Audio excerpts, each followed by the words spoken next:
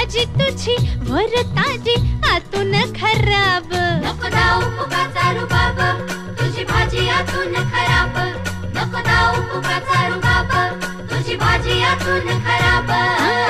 नको दाऊ भाजीवाल्या फुकाचा रुबाब, भाजी तुझी वर ताजी आतून खराब.